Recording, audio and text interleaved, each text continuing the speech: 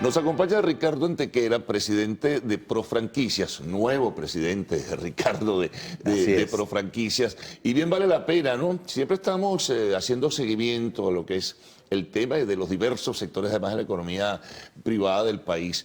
Ahora que estás asumiendo esta responsabilidad, ¿qué significa? ¿Cuál es la potencialidad? ¿Cuál es la fortaleza? Y por supuesto también las debilidades que se están observando en el escenario económico nacional para el sector de franquicias. Muchísimas gracias, Carlos, por la invitación. Encantado de estar aquí por primera vez como presidente en un medio audiovisual. La verdad es que los retos son muchos, las oportunidades queremos también pensar que son bastantes, pero lo primero es seguir entendiendo el país que nos cambia como si estuviéramos en una montaña rusa.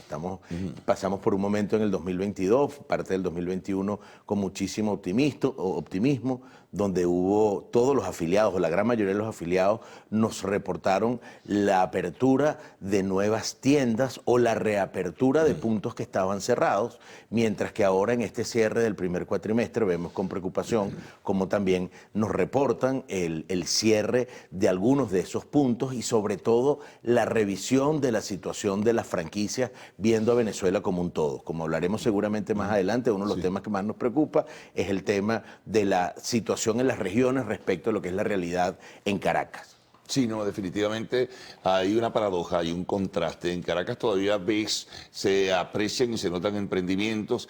En el resto del país no se ve así. Tiene que haber una razón. Me imagino que tiene también que ubicarse en la caída del consumo, en la debilidad económica de la provincia frente a las grandes capitales del país. Hay muchas razones, entre otras, ¿no? Sí, pero fíjate que el emprendimiento sigue estando activo y una de las razones de las banderas que tenemos en la Cámara en este nuevo periodo es profundizar una iniciativa que ya se tuvo en la gestión anterior de ir a las provincias, de entender qué es lo que está pasando allí, de reencontrarnos con esos emprendedores que desde ciudades del interior están desarrollando modelos de negocio que tienen el potencial de ser franquicias o que incluso ya están franquiciando y que solamente les falta, digamos, ese reconocimiento en la gran ciudad. Incluso tenemos algunas franquicias que son nacidas del interior, afiliadas a la Cámara, que ya están apostando a crecer dentro de lo que es su oferta en la ciudad de Caracas. Pero también queremos que el sector de la provincia o los sectores en el resto del país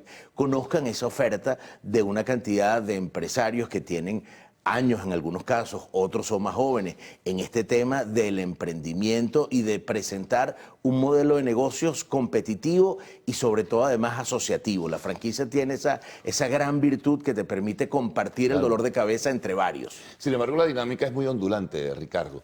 De repente hay picos altos y picos muy bajos, es decir, no hay linealmente, en algunos casos, no voy a decir que en todos, que la franquicia no se sostiene de manera persistente y de manera sostenida al final de cuentas. Claro, porque es que los problemas de la franquicia no son nada distintos de los que sufre el comercio en general. Claro. La voracidad fiscal es un tema gravísimo, lo adelantabas tú antes, el tema de la crisis o de los momentos de dificultad con el acceso al combustible, el tema de la energía eléctrica, que se ve de una manera muy distinta si estás parado desde acá en Caracas a si vas al interior y entiendes cuál es la dinámica de ese empresario que tiene la amenaza de un corte programado o no, y entonces cómo atender y cómo planificar su oferta comercial. Entonces, por supuesto que estamos impactados directamente por toda la problemática que preocupa al comerciante y al industrial en general. Ahora fíjate, por ejemplo, hubo de repente un boom hacia el año 2021, hubo un crecimiento apreciable, de repente surgieron nuevas franquicias,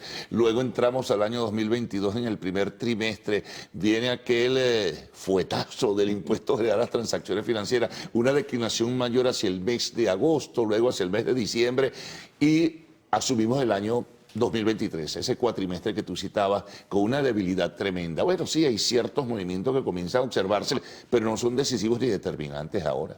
Claro, porque es que además al país hay que entenderlo por segmentos. Yo he escuchado una entrevista hace poco que hablaba, bueno, no es lo mismo entender el país desde la perspectiva de ciertos sectores, los alimentos, la salud, claro, las bebidas, a otros sectores. No es lo mismo ver el país desde la capital que desde las regiones. Entonces, el estudio que tiene que hacerse tiene que ser generalizando, porque la capacidad, lo que sí es una constante, es que la capacidad de consumo del venezolano promedio viene cayendo. No, y ante significativamente. Correcto. Y entonces frente a eso nadie queda.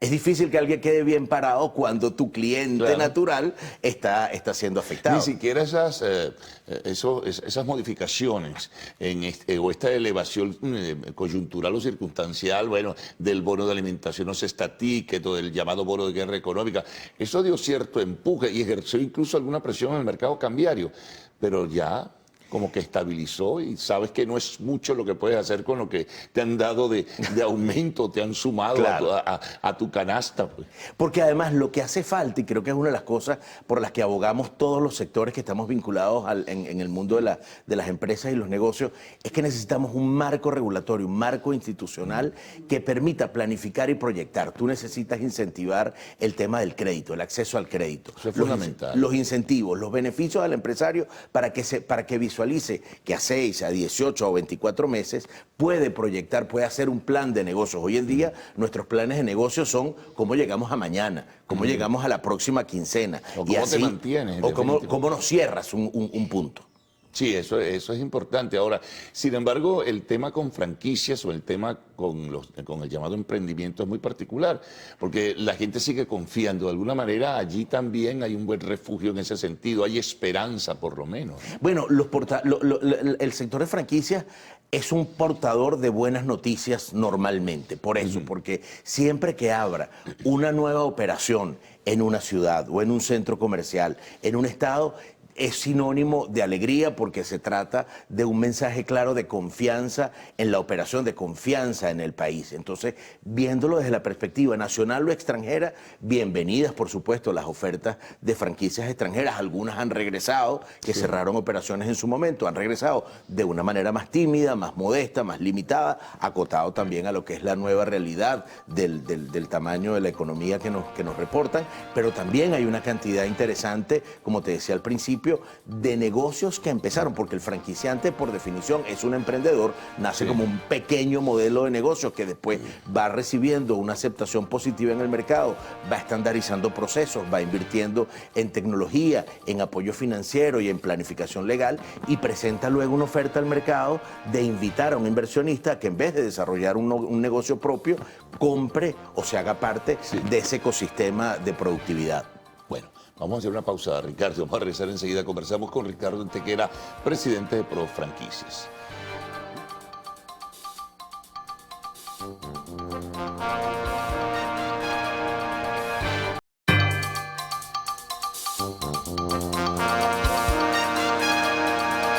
Bien, continuamos conversando con Ricardo Antequera, presidente de Profranquicias. Hay un elemento que es la economía informal, Ricardo, que eso de alguna manera perturba el desenvolvimiento de la economía venezolana, porque al final de cuentas, dada la circunstancia que vivimos, mucha gente se está mudando. Cierra la Santa María, se dedica a la economía informal, trabaja por internet y adicionalmente esa es una economía, es una queja amarga para muchos, no paga impuestos. Entonces son otros los que están asumiendo la responsabilidad tributaria en este sentido.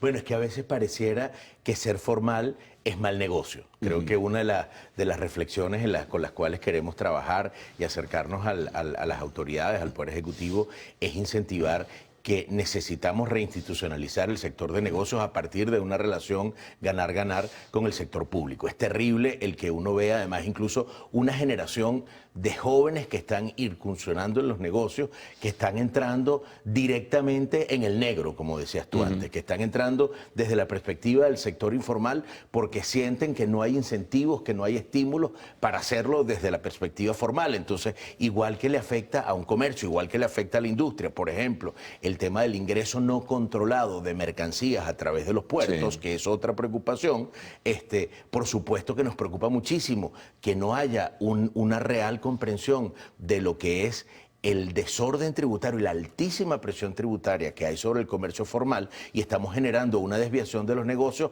hacia un mundo mal llamado del comercio electrónico, porque además yo me permitiría decirte que se trata de unas prácticas muy precarias todavía de la comercialización de bienes y de servicios, pero que dista mucho de ser, por razones que también conocemos, un comercio electrónico formalmente fíjate establecido. Que todavía el tema de la factura electrónica no se ha definido, no se ha formalizado, no se ha oficializado y eso también contribuye al crecimiento y la expansión de la economía informal. Totalmente. Totalmente. Ahí el que tiene que tomar decisiones es el Estado como tal, ¿no? Comenzar por aprobar la factura electrónica y tener un mejor seguimiento de las cosas, pero es que estamos en un mundo tan anarquizado a veces, tan improvisado en ocasiones que uno dice, bueno, pero ¿cuándo se van a tomar decisiones? Claro, porque es que seguimos esperando y seguimos trabajando para lograr un marco regulatorio de nuevo que facilite la vuelta de capitales locales y extranjeros. Muchas veces se habla de lo que es la importancia de la inversión extranjera, y sí, lo es muchísimo, y el financiamiento de los multilaterales para las pequeñas y medianas empresas, pero es que se nos olvida también que hay un capital de origen venezolano residente aún en el país o viviendo desde afuera, que bien podría tomar esta invitación de invertir en pequeñas y medianas empresas, en modelos como el de la franquicia, porque además el modelo de las franquicias tiene una vocación incluso exportadora que lo hace sumamente competitivo. Claro. Ahora, eso es una decisión que no es simplemente manejarlo en un discurso oficial y hablar permanentemente y aprobar hasta una ley de emprendimiento y todas esas cosas. Eso va mucho más allá, ¿no? Porque Es la oportunidad que tienes que darle a la economía privada para que resurja. Es la única forma, además, de estabilizar en términos generales la economía nacional. Bueno, yo creo que hay ya una aceptación de que la colaboración, de que es el sector privado el que está llamado a ocupar espacios de liderazgo dentro de la recuperación económica, pero ese sector privado necesita y está clamando por unas condiciones de operación que sean al menos óptimas. Yo no hablo de que sean perfectas porque estamos en un proceso que va a ser muy lento y doloroso de recuperación, pero sí necesitamos empezar a transitar por el camino de la formalización, de las reglas de juego claras que inviten nuevamente al incentivo y a la inversión, porque un país sin crédito no es una economía viable. Claro. Ahora, Ricardo, ustedes han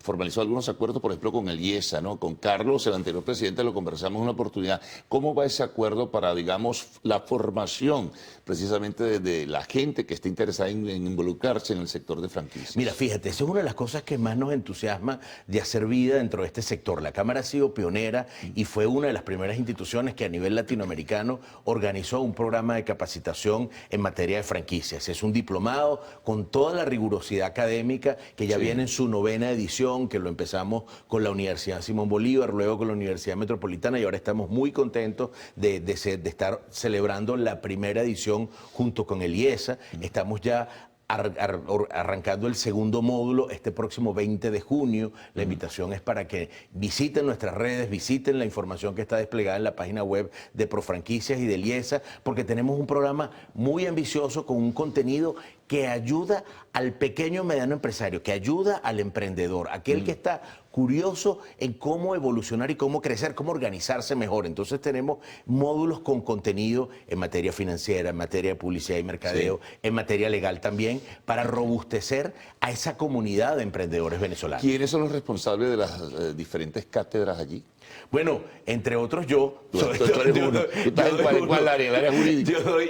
Yo doy el módulo de propiedad intelectual, de los aspectos de la propiedad intelectual que impactan a la franquicia, que definitivamente es uno de los elementos más importantes, porque al final un sistema de franquicias pues tiene marcas, tiene conocimientos, tiene secretos, y todos esos son elementos vinculados a la propiedad intelectual. Pero también hay conceptos generales, hay tipos de contrato que caracterizan el modelo, como te decía antes, formación en materia de contabilidad, de administración, de finanzas, de publicidad y mercadeo, y tenemos entonces un tren muy robusto armado entre consultores y especialistas en el área de franquicias como yo, y también el recurso académico instalado del IESA. Así que nosotros estamos muy optimistas por tener una oferta ganadora que compite con cualquiera a nivel internacional. Ahora retornemos, por decirlo de alguna manera, a lo terrenal. ¿Qué se requiere? Y ya con esto concluimos, Ricardo. ¿Qué se requiere para que entonces el sector, no solo de franquicias, sino en general el sector comercio, no por coyuntura, por circunstancia, la economía venezolana comience, y la economía privada venezolana fundamentalmente, comienza a elevarse otra vez? Bueno, yo empiezo con un lugar común que suena muy vacío, pero es confianza. Y para generar confianza, tú necesitas pasar del dicho al hecho. Necesitamos reglas claras, nuevamente lo digo, yo vengo del sector jurídico, así que nada le importa más a un empresario que entender el marco normativo, el marco regulatorio en el cual se va a desenvolver, para tener la tranquilidad de que su inversión, lo que por lo menos de las condiciones en las cuales su inversión es contratada son competitivas. No nos olvidemos que además estamos dentro de un contexto cada vez más globalizado y ya no es mirar hacia las grandes economías, sino es mirar lo que están haciendo los vecinos que se están llevando también esa inversión local y extranjera que pudiese estar siendo privilegiada acá en Venezuela. Bueno, y ahora oportunidad, Ricardo, de seguir conversando contigo en una próxima ocasión. Gracias por todos los detalles, es bien importante. Es un sector bien apreciable que pudiera hacer mucho más dentro de la economía venezolana. Nos vamos a una pausa. Al regreso, arte y espectáculos en lo actual.